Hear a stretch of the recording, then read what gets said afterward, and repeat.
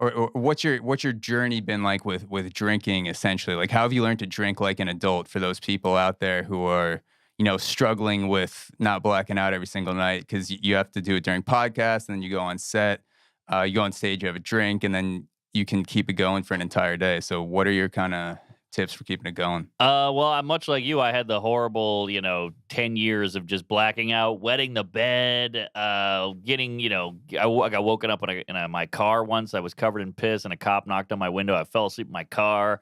I fell asleep on the highway once and woke up and I was riding the guardrails in my car and Oh yeah, had to get the tire change and all that, riding on the rim. I mean, just horrible shit. I'm an idiot and I realize it's all my fault. I'm lucky to be alive, but a lot of booze, and then what gets you is the shame, that hangover shame of like, what am I doing with my life? mm, You're hungover till 5 the next day. You have to not answer your phone. You close the blinds. You're like just a piece of shit troll by your, yeah, the boiler room. Like, what am I doing? Then you jerk off, and then you watch TV, and you, yeah. you order food. You spend like $60 on, leftover, takeout, and it's just a sad way to live. But then when you get drunk again, you're like, hey, this is pretty good. But then that hangover is a real lesson. So that's what was getting me. The drinking was fun.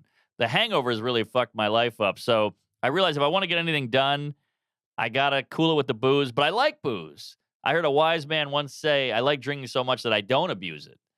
And I was like, that's good. And I'm Yeah, gonna it's like the abuse that. addiction ruins the drug. Yes. Yeah, it's a beautiful thing, the booze. Yeah, I mean, it's a reason why it's so popular. You yeah, just got to keep it cool. It's like a cupcake. You can't eat 18 cupcakes a day, but you have a cupcake once a week. yeah. That's kind of the realization that I had with booze is that I was making my life miserable with the hangovers and with getting Yes. too drunk. Because there's a point where I was getting so fucked up, especially first year out of college, end of college, where I wasn't even enjoying myself Right, anymore. I was right. just like, I need to get home. Yep. At this point, I can't even jerk off. I got to wait till the next day, too drunk for that even, and then Yeah, nothing comes out. So exactly, it's just like, yeah, your dick is like like breathing. dust, yeah. Yeah. Um, yeah, I got that Gandalf dick, just Yeah. blown out dust. Right. Um, and then I started to think about alcohol and really drugs in general.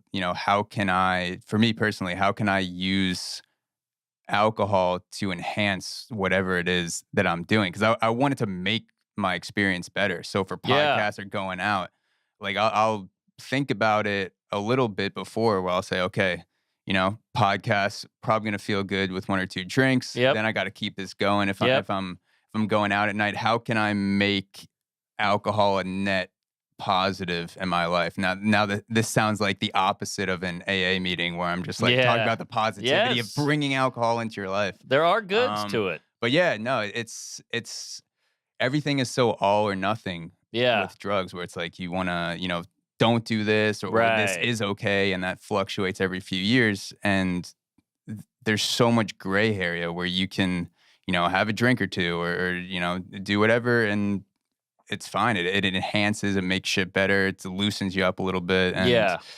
It's it's like anything. It's like yeah, fire. Fire can cook your food. It can warm your house, or it can burn your house down, or burn you, or burn down a forest. Or water. Water. You need water to live. You got to drink water. Water is good for cleaning and whatever. But there could also be a flood. It's yeah, like everything's got its ups and downs. So booze is the same way. And some people just get it out of their life completely, which I get it, and I think that's good for a lot of people. But I can't do that. I like it, and I want to. And think about how many people met their wives or husbands because of alcohol. Let's go out and get a drink. yeah, Like I know a lot of sober people who are like, I can't get laid. I can't meet anybody because we go out for coffee. It's weird. And I'm not saying you should need booze to meet people, but it helps. yeah. Yes, sobriety. People talk about sobriety like it's a virtue, like Right. being sober automatically makes you the best version of yourself. But Sure. there are a lot of sober pieces of shit, just like there are a lot of drunk pieces of shit. And I feel like you can modulate it to however you need to. Personally, Yes. there should be a discussion about it. Like maybe you should quit alcohol for 3 years. You don't have to be a lifer, but maybe Yeah. you take a step back for 3 years and then you get back into it when you have a fully formed frontal lobe or Yes. maybe, you cut back and I just feel like it's very black and white and when it comes to alcohol. I agree. And what's more impressive? Look, quitting alcohol is amazing. I couldn't do it. Quitting meat is amazing. I couldn't do it. But what's more impressive? Uh, uh, Quitting or learning to deal with it responsibly. Isn't that Learning to deal with it. For yeah, sure. like you got a wild stallion and you can't tame it, you can't get on its back, it won't let you. What's more impressive? Just going, all right, I'll never ride a horse again, or taming that beast, and now all of a sudden you're riding it into the sunset.